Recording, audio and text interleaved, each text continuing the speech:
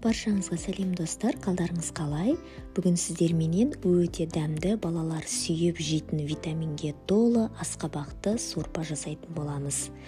Ол үшін бізге асқабақ, картоп, сәбіз, пияз, сарымсақ және де 20-30% аралығындағы сливки қажет болады. Менің сливкейім енді үйде 33% сливки болып қалды. Сол себепті мен осыны пайдаландым, негізінде болады.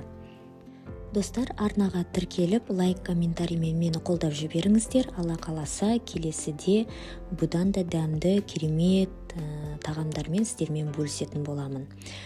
Ал кеттік, қазанымызға майымызды құйып алып, туралған сарымсақпенен пиязымызды салып, жақсылап қуырып аламыз.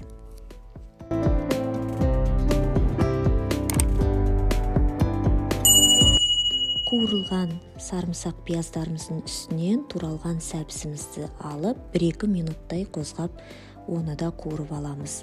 Кішкене уақыттан кейін туралған картопымызды салып, әрі қарай жалғастырамыз. Қуырылған картопымыздың үстінен туралған асқабағымызды салып, 1-2 қозғап жіберіп, бетіне асқабақты кішкене көметіндей кішкене асырып, су құйып қайнатамыз.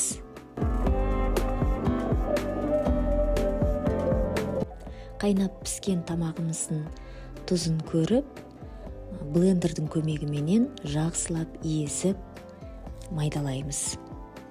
Достар, бұл балалардың өте жақсы көріп сүйіп жейтін тамағы, өте дәмді шығады. Міндетті түрде жасап көріңіздер, себебі витаминге өте бай тамақ деп айтуға келеді бұны.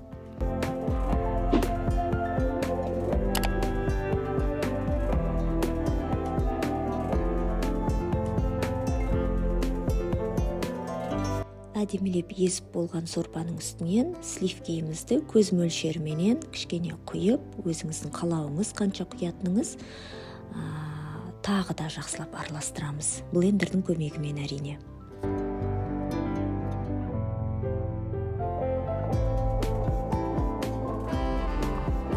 Өздеріңіз көріп тұрғандай, осындай езілген әдемі сорпа шықты. Бұның сұйық қоюлығын өзіңіздің еркіңізде. Сорпаның суын көбірек жасайтын болсаңыз, көбірек құятын болсаңыз, сұйықтау етіп істеуге болады.